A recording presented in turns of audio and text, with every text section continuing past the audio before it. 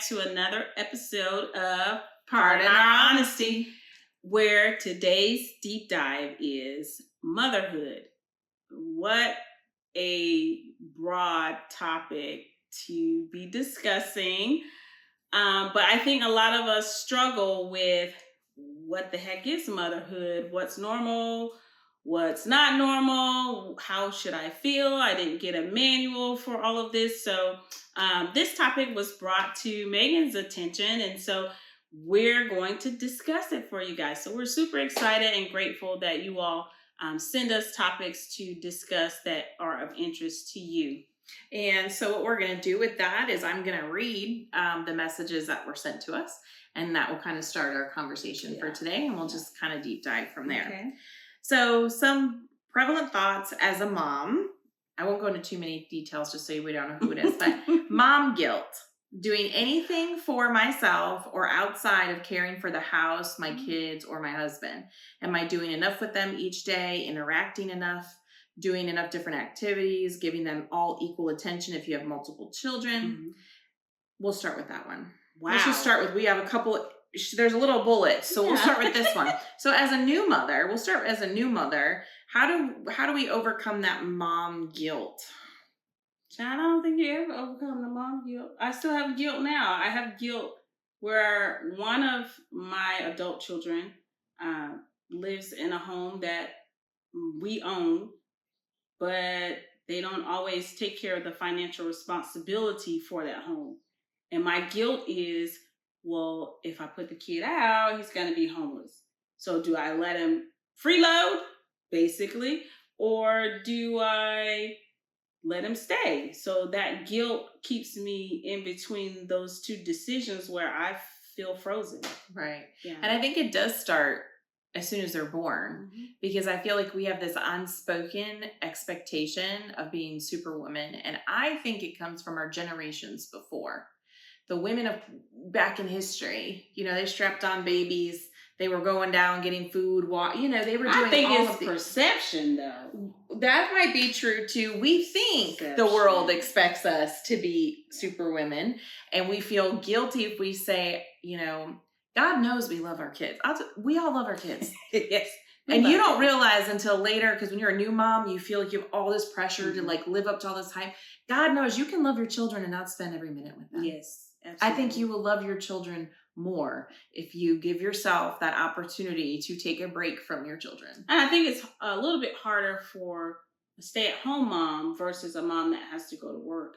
Because for me, I had children, young, but I got to spend maybe 6 weeks at the max with them newborn. And then after those 6 weeks, your butt has to go to somebody's house, some daycare, so that I can go to work to provide for you. But, so I'm going to interrupt you there. Did you have mom guilt for having to put them in childcare? Yes. I cried horribly the first 2-3 weeks that they were going to daycare. And then as they got to school, or even being with friends, is somebody touching them? Am I doing this right? Is this the right daycare? Are they not going to love me? Go to the right school? Are they going to love the daycare worker more than they love me? Mm-hmm. Yeah, you get all that. I agree. And I think with I stayed home with my daughter 1 year. And then quite honestly, I couldn't do it. I love her to death, but I couldn't do it. It's a lot of work. Yeah. Being a stay-at-home mom is no joke. And I think what is even worse for a stay-at-home mom is they feel that they can't say, I need a break. Because if you're in a traditional family where your husband or your spouse, whatever, husband, wife, whatever, they're out to work and you're at home with the baby, and male, female, whatever, and you feel guilty saying, I need that adult interaction. Right. I'm sick of this little person trying to talk to me and I have no idea what they're saying. And you live for nap time and lunch and dinners and diapers, and then you feel guilty. This person works all day, comes home, and they're providing for the whole household to say, can I go out with my friends because I need a break? I feel like that guilt, I think, can almost make us less effective as a parent sometimes, because you're just burnout, just like job burnout. I think you do need self-care. You self-care, absolutely need self-care as a new mom, as an individual, period, because giving to others can be tiring. Like your bucket was that thing. Your bucket has to be full before you can fill somebody else's absolutely. bucket. Like, yes, and I absolutely. think that comes back to, a lot of our previous episodes kind of intermix all of ours. Communication. Maybe you have that conversation with your spouse. One day a month, I would like to do this. Yes. And one day a month, you go and do this. Yes. You also get a Saturday to go golfing or go to a race car race or go do something second Saturday of every month. And the third Saturday of every month, I get the day to myself and have that. But I think we're afraid to do that. I know as a young parent, when I was, young parent, at the time my husband was getting ready to deploy. He was going to be gone for a year. I was by myself with a 3-month-old for 12 months. And I felt guilty asking people for help. I was like, this is my problem, not somebody else's problem. Yeah. And, I didn't know what the hell I was doing. You could say the F word. I didn't know what the hell I was doing. Thank God for Connie. Everybody knows Connie. Thank God for Connie across the street. I had no idea what I was doing. And I feel like that's a pressure that women are afraid to say, like, I need a break. I don't know what I'm doing. I'm exhausted. But I think that also comes back to sharing, who in your family shared with you that motherhood can be wonderful, but it also can suck. We didn't talk about that. No. You're just supposed to be a mom. That's your job. Do it. Don't cry. You get what you get and you don't complain. But that's not fair because, the husband's, like you said, going to work, being the breadwinner, and you're at home thinking that your job, which being a parent and being at home, is a full-time job. I don't care what anybody says, and there should be some compensation. But hey, what you get, hey, that's between you and your spouse. But he gets to go hang out with the boys on the weekend because he worked all week. So what's the difference with you asking the same thing? And I think because that peer pressure of this is supposed to be perfect and work like. I'm just a mom. I do all the things and not having that voice to say, look, I'm doing all the things. I want to have a break just like you have a break with your boys. Right. And there should be absolutely no guilt in asking for that. How do you normalize that? I think conversation and generations as generations go on, but I think that mom guilt extends through the whole childhood. Like your child's 2. Is your child walking? Is other kids walking? Yeah. My kid's not. Am I doing bad? Am I not interacting with them enough? Am I not? Even as, I listen now, my oldest daughter's 18 and then my stepchildren, there's a whole bunch of them, but the ones in our household are 16, 15, and 13. Their generation's all taught that we have to validate every feeling and we need to sit and talk about everything. And I've got this guilt hell no, we don't.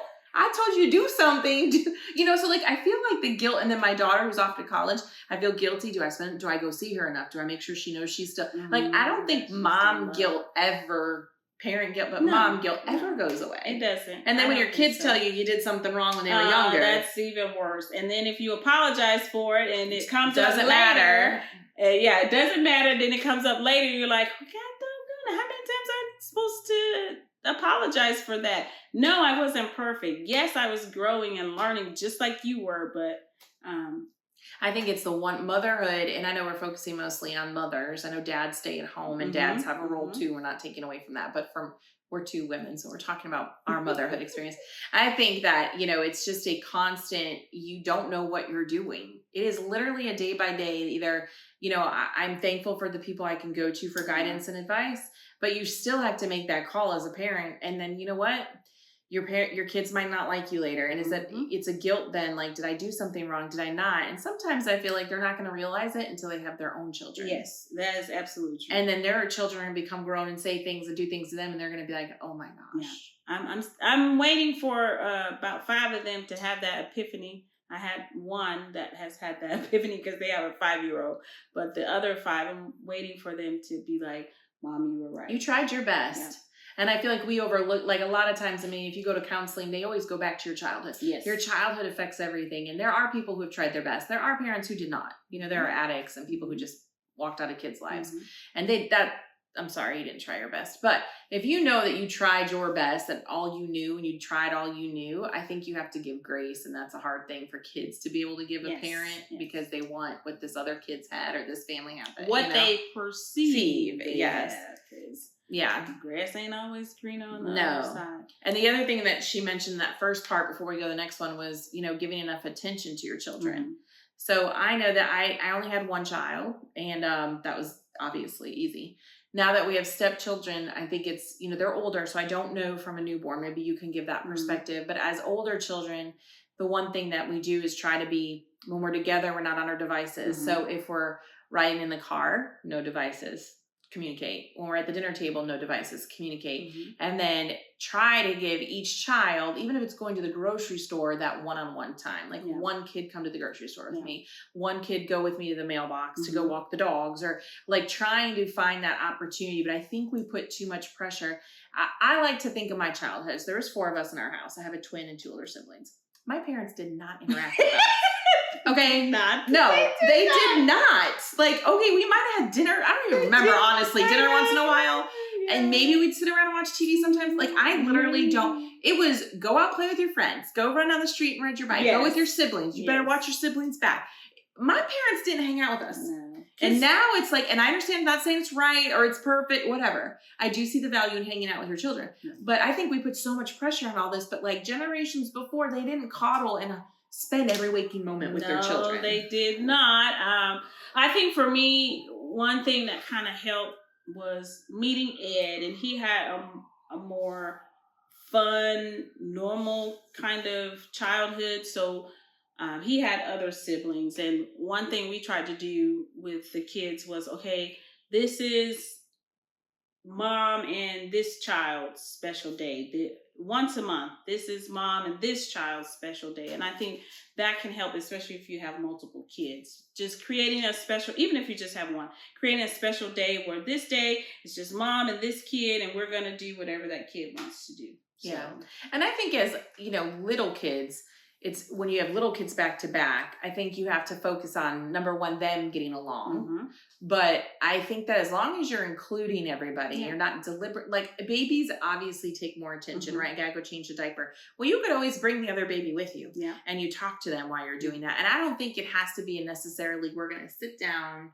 I mean, we're not counselors by any means, but I don't think that if you're not sitting down with your 2-year-old having, in-depth, whatever, but they feel love, I think that is the big, what I've learned from our kids' counseling and my counseling and everybody's counseling is if a child feels safe and loved, it overcomes almost everything else. You have to have discipline, you have to have systems, you have to have consistency. But if they feel safe and they feel loved, it has a whole other dynamic. So I think the guilt with that, we have to kind of realize that we don't have to spend 23 hours a day in front of our children. And right now you might not be perfect, and that's okay because you are learning in this experience just as the children are developing and growing. So it might be a little crazy in the beginning, but as you get more experience, you have more conversations with, your friends, your peers, or you just read articles, your parenting will get better or it'll change. And maybe it's not necessarily better, but it will just change because you've learned more. Okay, our next one. Exhaustion. Being so exhausted from the day, but then you want to stay up way too late so you can have some time to yourself. So I laugh at this because I do that now. I was going to say, I stay up till probably 11 or 12 every night minimum, and I am friggin' dead ass tired. Yes. But it's the only time that I can put something stupid on the TV that has no meaning. I'm not working. I'm not dealing with child stuff, relationship stuff. I am literally, and then every morning when my alarm goes off at 7 o'clock, I am hating life. I'm like, oh my God, I should go to bed at 9 o'clock. I don't know what that is. I feel like because we don't, I would say the only way that I can, you maybe have different insight to overcome that is during the day, taking an hour maybe to have a break, go to yoga, or just sit in a room by yourself and read a book. When your kids nap, if you have little kids, you go and watch that TV show or eat candy or go outside on the porch. Like maybe you have to take a break throughout the day, but I don't know any other advice because all day long, every day I do that. Every day I do that. I do the same thing as well. I just think it's my way of saying, okay, I'm giving myself this freedom to just mind dump.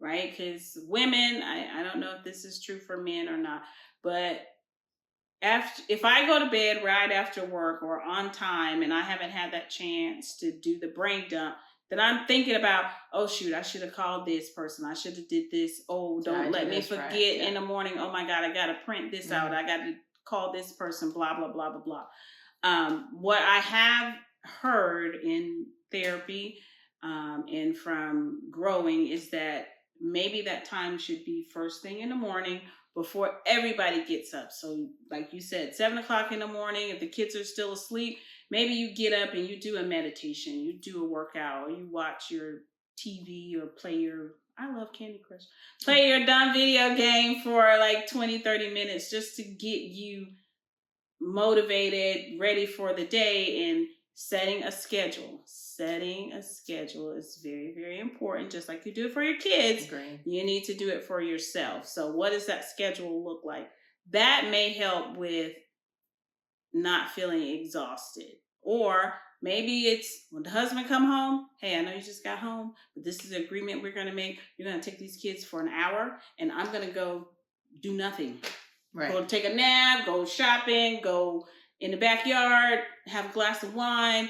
Maybe that's an agreement that you can make with your spouse to be like, I just need some time. Yeah, and it might be something like, so for instance, Nick, right? Nick gets up at 4:30 in the morning. I cannot.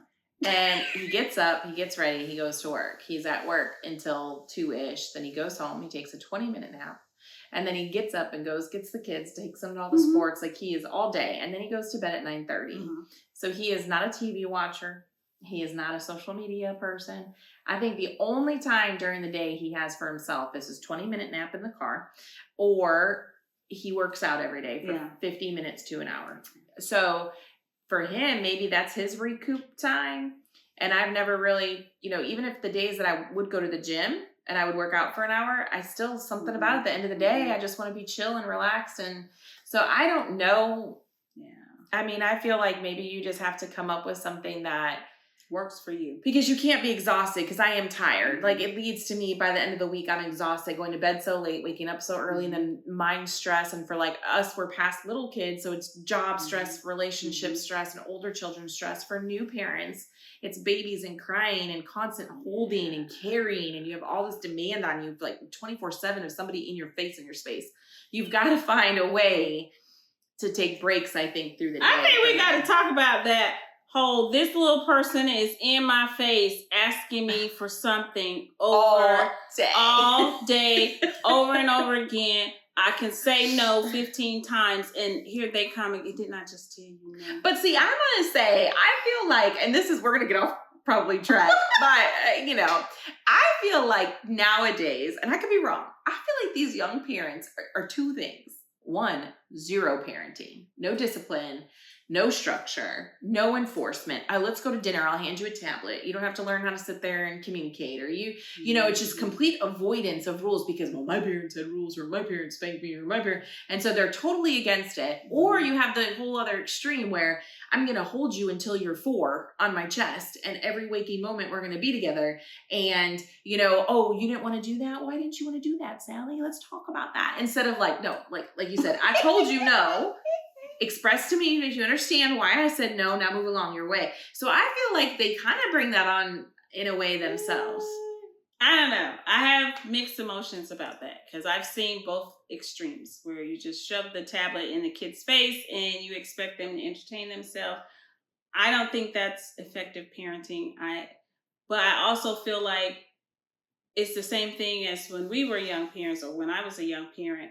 The grandma said, hey, put that baby in the bed, let them cry themselves to sleep. They'll figure it out. They'll soothe themselves. So is that just a different version of letting the kid cry out in the crib? Okay, so let me ask you this. When you were little and your family ever took you to a public restaurant, and what was expected of you? Don't show out, mind your manners, be respectful, eat all your food. Okay. So was there anything given to you to entertain you? I don't remember. Maybe a book? Like maybe the coloring sheets. Oh, yeah, the coloring sheets, yeah. So now let's take that away, where you learned how to hold yourself right in public, not throw a fit. If you throw a fit, we'll take it to the bathroom. You learn all that stuff, right? Now you take that away, and I understand once in a while. Like, I'm not being a critic here. I understand every once in a while. But every time you go somewhere in public, somebody hands you a device. Yeah. Where are you going to learn those disciplines? you're going to learn them in other areas, like, I guess, going to school. And if you get C's and D's, maybe you learn it then. I don't know. I mean, that's I didn't so that's hear it why, like that. I know that's why it's hard, because I mean, I'm sure there's a reason why people do it. I'm not criticizing. I just want to make that known. I'm not criticizing. But when you witness, you see how you were raised, and then you altered that a little bit. When I raised, I never used a belt on my child, and I didn't. There's certain things I changed, but you bet sure as shit I told her, you act a fool, you gonna pay for that. But then I also have and heard, she would. And I feel like, until she goes to therapy and probably blames me for something in her life, I feel like it kind of was affected. And then I see children who didn't get that, and they're struggling as teenagers and adults because they don't like rules. Because society is going to hold you accountable whether or not your parents do. But I also did see, I think it was a TikTok or something, where the individual was talking about older kids who, like you say, asked the question, well, why not? And instead of, I guess, me as a parent was like, what the hell you mean? Why not? Because I said so. They're saying this is a time where the kid is learning to have their own voice. And so maybe you don't get angry at them for asking, well, why not? You just maybe explain, this is why. Now go do what I said. Which I agree. I think if I say, Tiffany, don't play that in the front yard, right? And you say, well, why not? Well, because you know what? I've seen you lose the ball and the car can cut, whatever. Mm-hmm. But I think there's a difference of, okay, yes, we should explain, if they have a question. But I think it's also teaching your children the appropriate way to ask. True. If they're like, why do I have to listen to you? Or why would I do that? You know what I'm saying? That's a whole, of course you're going to yell. But if you say, okay, mom, I'm going to do that, but could you explain to me why? Yeah. Then I think every parent should say, you know what? Let me explain to you why. And maybe even before they could ask, hey, you're not going to go here because. Yeah. I think that's a learning thing, because I didn't really do that. I think I did it 50-50, but sometimes it was just because I said no. So and get out my face. But what about the flip side? Because I'm guilty of, I don't think of the other part, but the first part. Madison was with me all the time. Leonard was deployed for the first, she was 3 months old, the first 12 months. I trusted nobody but Connie and that child and Kim. So I had two people who lived on my street that I would trust my child with, right? Otherwise, she didn't go to daycare. She was strapped to me. She had a man issue. If a man looked at her, she'd cry. So I carried her everywhere. I carried her when I was doing dishes. Like, it was over the top, But I think part of that is almost like the device. Yeah. I couldn't handle the crying. I couldn't handle the, and when you're tired and you're overworked, what's going to make it easiest? Which we know as parents now, the older they get, you've got to do the hard, tiring stuff. It has to be miserable to be successful sometimes. But when they're little and you're tired, I think just like the device, you're like, let me hold you because that way you won't cry. And then I can have some peace and quiet. Yeah. Jesus. And I don't know how I think you have to be, again, strong, because as kids get older, like our teenagers, it's exhausting. It's harder to be a parent when they're older, and I feel, than when they're younger. Oh, yes. Because you have to be consistent now. And they know if I say, don't get on that computer and try to message that secret girlfriend, they're like, can I get on my computer to do homework? Sure. No, now you got to sit and make sure they're not doing what they're not, and you're tired and you have your own stuff to do. Like, oh my gosh. But I think even in that, there are still going to be some things that you will not be prepared for or you can control. There are a lot of things that happened with my kids as they were growing up that I had never heard anybody else experience. Right. And so when it happened to me or happened with them, and then I'm the parent having to deal with it, I was like, what in the world am I supposed to do? And sometimes you don't know. And I just took them to therapy. Right. I took my kids to therapy starting, I think, right after my ex-husband and I got a divorce, because I knew that was going to be a trauma for them. No, it wasn't like, hurtful physically, but mentally that was trauma. And I wanted them to figure out a way to deal with that I hadn't experienced. So I knew therapy was going to be the way for them to do that. So hopefully now, as they're older and they experience stuff, they'll consider going to therapy. But therapy is, I think, a godsend, honestly. Yeah, because the times that the things happen and I was like, what in the world am I supposed to do with this? But that's all I knew, to go to therapy to help me and to help the child. Right. And even Madison, she was 16, I think it was, and she had her first anxiety attack, like cried for 2 days, didn't know what was going on. And so, we just said, let's go to therapy. somebody's got to be able to help you. And she had a lot of inner things going on that, you know, you just don't understand. And then I meet my partner and they have children who came from, you know, multiple, there's two different moms, and one of the kids' moms, you know, she was an addict, and she kind of didn't do what she needed to do for those children all the time. And then, you know, that's a whole, I don't know how to deal with that because I didn't deal with that, you know. And so therapy is what teaches you how to deal with those traumas and stuff. And I think even if you don't have anything quote unquote wrong or you need to deal with, maybe a new mom just needs therapy to like dog vent, to like, oh, I hate, because some days it's okay to say you hate being a parent. Yes, because I've said it's it many okay. days. There's not a mama out there, and if they tell you, I used to say this all the time, if they tell you that they love it and they've never tired and they've never they are lying. Because every parent at some point is exhausted and sad or tired or feel like they're failing or I'm not doing good enough or I just want to break. I was just thinking about how the kids be like, I'll be glad when I turn 18 and I can get out of here. I'll be glad when you turn 18 and get out of here too. And just so you know, when they turn 18, it does not stop. No, it does not. Yeah, okay. It does not. So what about postpartum? And anxiety surrounding health of a perfectly healthy baby and feeling alone even with a supportive spouse and having a hard time telling anyone about it even if they asked. Well, I think that goes back to the perception that mothers are supposed to be the be all end all. And when you're not, that weight of, oh crap, what's wrong with me? Because Sally Mae over here is putting out, hey, motherhood is wonderful. And I'm making cupcakes for Tuesday, Wednesday, and Thursday. watch out, I got all the kids coming over this weekend. With crafts. I'm gonna be babysitting, and look what my Timmy Tom and Janie Jane did this week. They're so ahead, girl. Yeah, she's saying all that, but you don't know what's happening behind closed doors. So that peer pressure of, oh, I'm supposed to be like this lady that has it going on. Well, no, baby.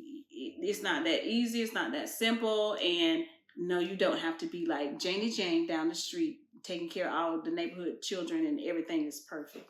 And I think, too, if you feel that you have those baby blues or that postpartum or you feel alone, those are very valid. Yeah. I tell people even now, you can be upset, but you just can't get lost in it. And I think that if you're feeling that, you have to have the vulnerability to either go to ask for a counselor, even virtual. If you don't have time to load up a baby and go to they have it online. They sure do. Or you need to, journal, or do self-help. But like, you've got to have an outlet some way, because I think even now as an adult with adult children, you can get depressed, feel like a failure. You could feel like, oh my gosh, these kids are going to wear me down on the ground. Am I failing? Why can't I fix them? Why can't I do this? And if you don't have a way to get help through therapy or a friend or help, you are going to get lost in that. Yeah. And it's okay. I mean, it's okay to feel that way. It's not uncommon to have depression after having a baby. I think I had depression during the pregnancy, after the pregnancy, and therapy was the only thing that helped me get through it, because in my mind, I felt not that the child was not from God and that they were supposed to be here. I just felt that my inner family's circumstances and situation was not conducive to this new baby coming. We already got this crazy hot mess of a family relationship, and this baby is going to come into that, and Lord help them, because it's going to be bad. So I was depressed the whole pregnancy, after the pregnancy, and until I went to therapy and was like, this sucks. What am I supposed to do? So I don't think it's uncommon. I think it happens more than we just like hide to it. Say it happened, because I never told anybody this until now. Right. Except my mom, that even when the ex-husband announced, we're having a baby, all I did was bust out crying and go to the bathroom. Yeah. Like it was bad. Yeah, I think like if you don't have the opportunity to do therapy, I know a lot of people, we say it a lot, and you might like, I don't have the money, or I don't have this. There's self-help books, there's videos on YouTube that you can go to and search like mindset and how to overcome depression or just positive mindset. But you have to take the initiative. I remember when I found out I was pregnant, I called my friend and I was crying. I that was not what I was not planning on being pregnant. And so I battled that for a long time. My husband at the time was so excited. I call him and he's crying. He was so happy, and I was crying because I was so sad. And I was like, I feel like such a bad human being. Like, I just didn't think, like, I just wasn't ready for that. And I honestly, until she was born, I mean, I was attached to her as a baby. I was feeling her, and I was, but until she was born, I wasn't even sure I was ready to be a parent. And I just, and I've met women who say, I feel so guilty. I'm not excited about this pregnancy. That's okay. Just because the lady next to you wants to document every day of her stomach and she's loving life, and she might have tried 10 years for that baby. It's okay if you have a little guilt that maybe it wasn't a planned pregnancy. Yeah. Maybe it was a planned pregnancy, but you weren't ready for it. Or maybe it's okay to be feel like you don't have, just because of what society says you should be like in a situation doesn't mean that's what you have to be like. I can now not imagine my life without her, but it took me a while to, until she was born. She had a complication. She went away. It hit me right then. Like, oh my God, I have a human I'm responsible for, something happened, blah, blah. But until then I was just like, oh my God, I'm gonna be a mom. I barely any pictures of me pregnant. There might be 2 you could find, because I hated being in photos. I was not I felt unattractive.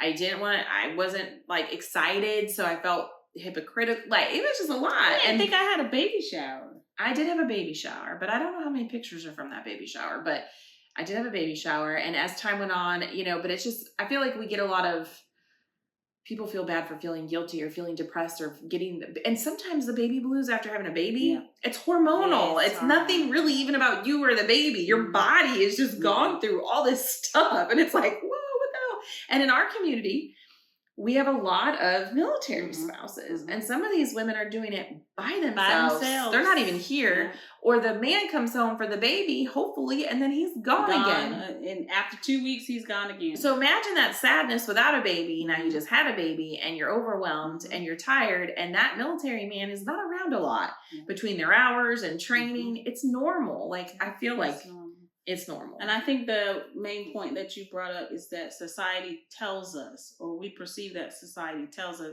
it's supposed to be like this. And that's the norm. And it's not. And how do we let that go and kind of be okay with, this is just the way I feel, is this. Yeah. What we're doing. Communicating, talking about it. And being honest. And saying, look, this is sucking right now and I don't like it. So. And not judging your friend who tells you that. Like, if you're super mom of the world, like I had this one friend, and like every donut holiday, she'd make homemade donuts. And you talk about mom of the year, like times 100, right? Sometimes you start to feel like, if I told her, I don't want to even celebrate, whatever holiday, you feel like, what? Yeah. Like, accept people for what they are. Like, don't put these expectations. You got to make cookies for everything and decorate. And so the last point that she brought up was, if I could tell people one thing about how to help a new mom, it would be to ask them what they need, how you can help them, because every mom is different. Some want help with the baby, some want help with housework, some want a nap, but don't assume that what they want or need. Sometimes it's hard when you're in the mode of caring for everyone else to ask for what you need as a mom. So the extra step of someone asking you can be helpful. I think that's perfect. Because like she said, sometimes I just need you to take the baby, go down the street, and bring it back in about an hour, so that I could do whatever the hell that I want to do. Yeah. I think too that leads through adulthood. Yeah. Like teenagers, what can I do? Well, maybe you could take my kids out one day and let them experience your discipline, because they think you're the most awful person who walks the face of the earth. So like, maybe if they go somewhere and experience, or, can we take them to do something? Or even adults, if you have adult children, you're struggling, like, ask that person, can I help you with anything? Yeah. Because as adult children, that's different. You might be able to offer support or help or a job or a car or something like. Or just a shoulder to cry on, because maybe there's nothing you could do with that situation they're going through with their adult child besides, baby, I don't know what to tell you, but I am here to listen to you. Yeah. So. But it was funny because this weekend I went to a baby shower, and I'm very much past the age of baby showers. So no, you're not. I'm in my mid-40s. No. Like, okay, anyways, the baby shower was a 20-something-year-old girl having a baby, right? And it's just funny to stand in a corner of a room and you look at you know, so there's a lot of young women, all with young children or pregnant or carrying babies, and you're listening, and their whole life is these babies, carrying them with them, or I got to leave the house for an hour, and like, and you're standing back now 20 years ahead of them. You know, my daughter's in college, your children are grown, and you're watching going, that's just, you know, your life, it's not, you'll be okay. And don't lose yourself in your child. Yes, please don't. Keep your identity and keep things that matter to you, because that's what's going to keep you long term. When you hear, well, I, you know, I didn't take this trip because of this, or I didn't go to this party because of this, or I didn't, you know, I quit this job because, if it's what you want, it's one thing. But if it's something that you're doing to please everybody else, long term, it's going to create this thing. It's going to create resentment. Yeah. That's what it's going to create. And you're going to be pissed off that later in life that you did this thing because everybody was expecting it and you really didn't want to. Right. If you want to do it, it's different. But when you're doing it to appease everybody else, you're allowed to have a voice and say, you might not want to be the stay-at-home mom. It's okay to say that. And maybe you make a compromise. Like mine was 1 year, and then I'm going to go back to work. Maybe there's a compromise of part-time just to get you out of the house. But don't, because really, if you're already sad or you're struggling as a parent, now you're doing all the things you don't want to be doing. It's, I think, gonna, you know, bring you down a little bit. And I think too, it's like being in that room, I feel like I had so much advice I could give so many people in there. Hear them talk about their little kid. Some people don't want to hear it. And that's what I feel like is, how do you open conversation? There's so many things I could be like, girl, don't worry about that. They'll be fine. You want to like encourage them, because I feel like there's younger parents that are really involved, they put a lot of pressure on themselves. Yeah, they do. And we all do. We all do. But I don't know if I was like that too. Like, okay, here's for example. When your kid's pacifier fell on the floor, what did you do? Put it in my mouth and gave it back to him. Amen. Okay. So now they have these sanitizers that you hook to your stroller. So when you drop it, you put it in this little machine and it's okay. I don't mean to be laughing. It's okay. It's good.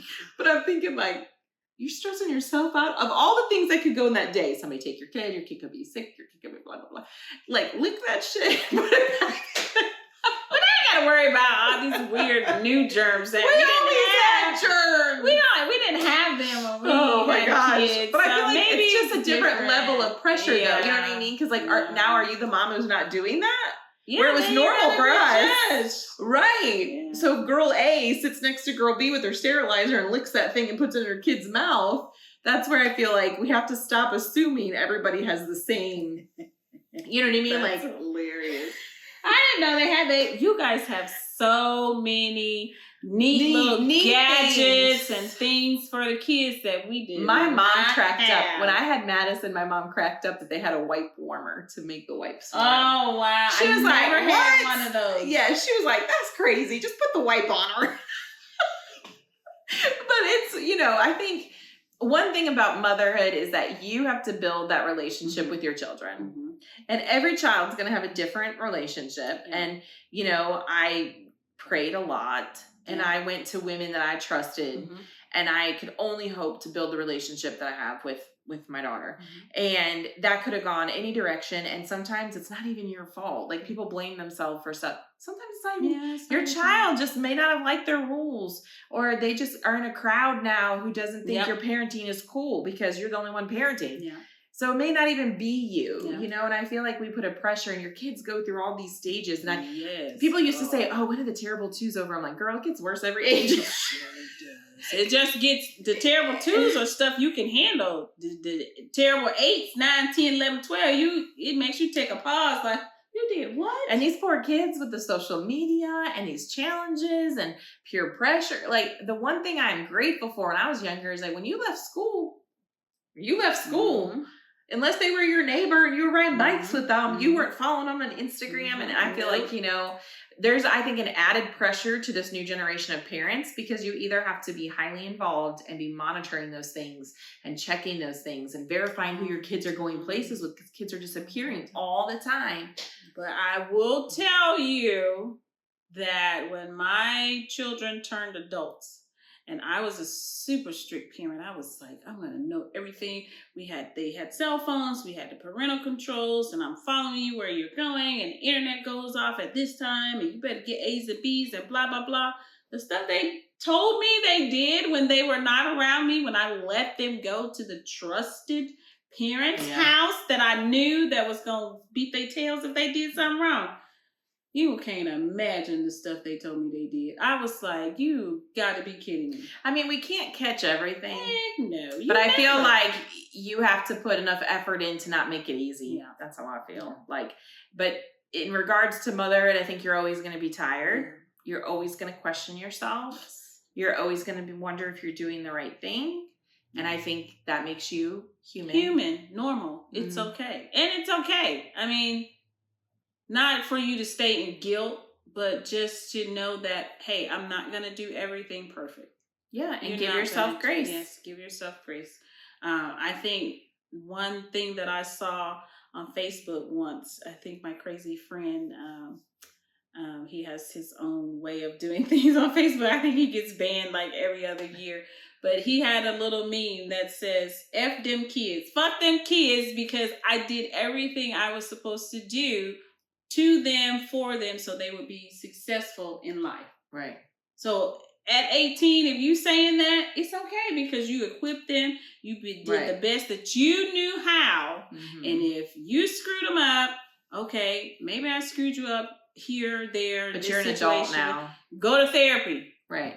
I taught you how to go to therapy. You're to therapy. We talk about that on a lot of subjects. Yeah. We can't hold on to the past and make it responsible for everything that's happening now. You have a certain control. And I think kids, we just had a thing with one of our kids, he's 15, like, you're the only parents that have rules, and you're the only parent, only.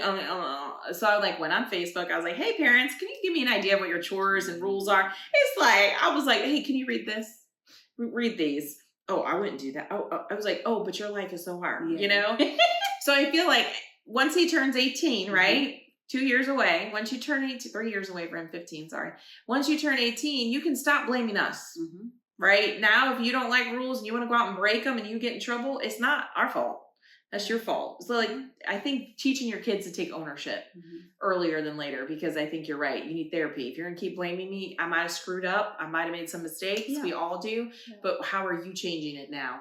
Because if you just keep wanting to blame me, how does that solve anything? It doesn't. It really doesn't. I think it's just an excuse, an outlet to say, I am this messed up, screwed up. Your fault. Because it's your fault. So I have no reason to take accountability for that. Yeah.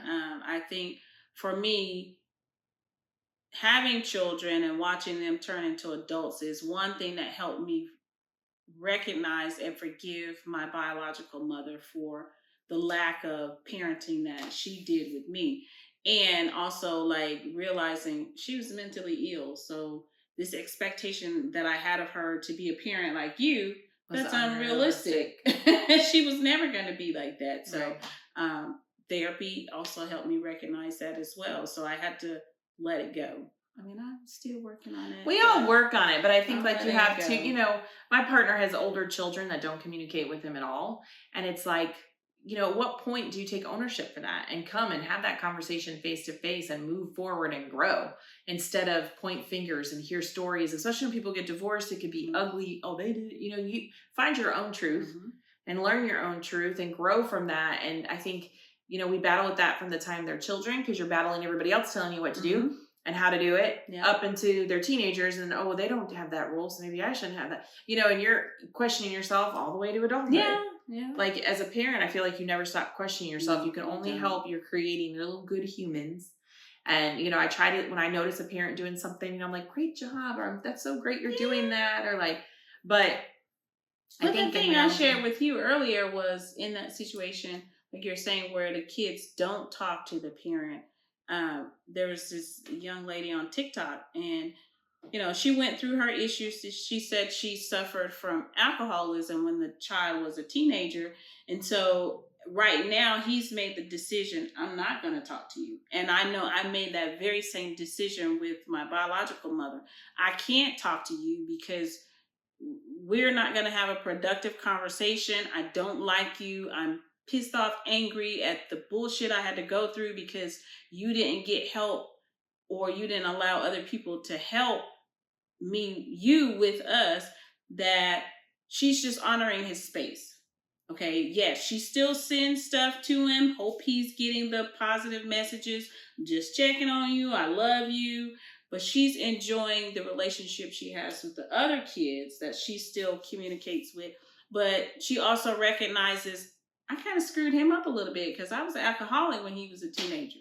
Right. So I think that also for me, I tried that with my children, older children, when they became adults, because we just did not have this perfect, oh, I love you, Mom. Hey, Mom, what you doing? Relationship. And so I thought I was honoring their space, that, okay, well, if you want to go talk they're to upset somebody, with you, or they're, you know, you want to make this person more like your mother figure, okay, that's okay. Or you don't want to talk to me because I was a screwed up parent, fine, but that's not what they wanted.